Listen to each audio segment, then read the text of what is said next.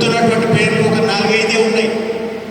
ప్రధానంగా మన advocate lawyer Santosh Banoth, Ramesh Banoth చాలా కష్టపడ్డట్టుగా నాకు తెలుసు.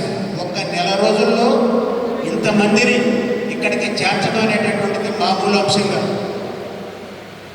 Leaders are born and some leaders are made. Is a born leader. పుట్టుకతోనే నాయకత్వ లక్షణాలు వచ్చినాయి. అలాగే నాకు బాగా గుర్తు, అప్పటి నుంచి ఎక్కువ సార్లు కనపడేటటువంటి వాడు మా రాజా, ఎస్టీఓ రాజా.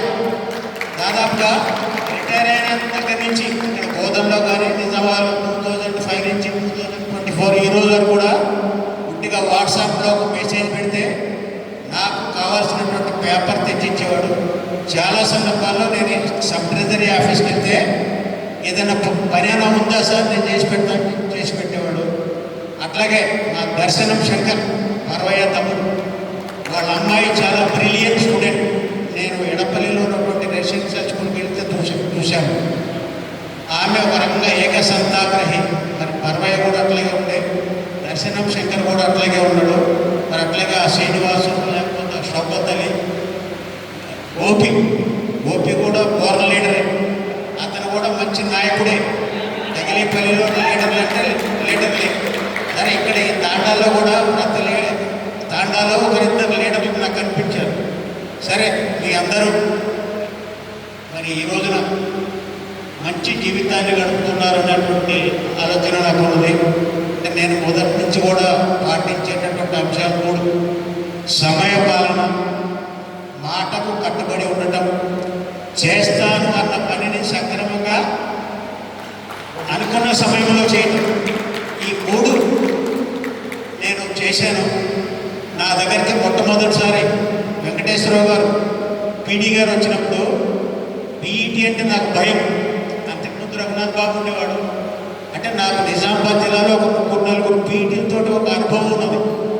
పీఈటీ హెడ్ మాస్టర్ ఇద్దరు కూడా 2 ఎద్దులు లాంటి వాళ్ళు బండి లాగటం. ఇద్దరు కలిసి పనిచేస్తే స్కూల్ బాగా నడుస్తుంది.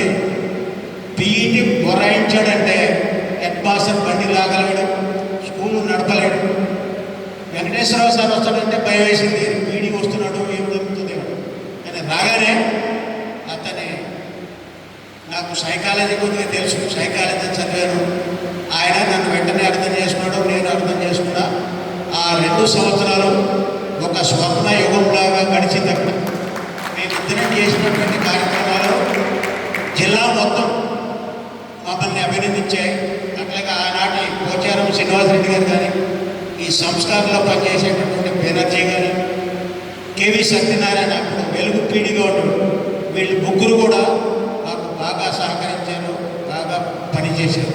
సరే, ఆ ప్లే గ్రౌండ్ తయారయ్యడానికి మీరు చేసిన కృషి, మీకంటే ముందున్నటువంటి వాళ్ళు చేసినటువంటి కృషి అభినందనీయం. ఎప్పుడు కూడా మర్చిపోలేదు. మీ అందరికీ మరొకసారి శుభాశీస్సులు. అట్లాగే మరి మీ అర్థాంగులు, మీ సహచరి ఇక్కడ లేదు, మీ పిల్లలు ఇక్కడ లేరు, లేకపోయినా వాళ్ళందరికీ కూడా శుభాశీస్సులు అందజేస్తున్నాను. సరే, నేను పనిచేసినటువంటి కాలంలో నాతో పాటు పనిచేసినటువంటి Raghunath Babu, Ajay sir, Satyanarayana sir, Gopal sir, Venkateswararao sir, Rukmini madam గారు అందరూ కూడా బాగా సహకరించారు. ఇక్కడ లేని వాళ్ళు కూడా కొంతమంది, శ్రీధర్ గారు లేరు, ఆశన తర్వాత వచ్చారు. అంతకుముందు పనిచేసినటువంటి వాళ్ళు కూడా, సామిరెడ్డి గారు అంటే నేను మర్చిపోలేను, ఆయన నాకు ప్రాణ స్నేహితుడు. సరే, ఇక్కడ ఒక్కసారి వాళ్ళని గుర్తు చేసుకోవాలి.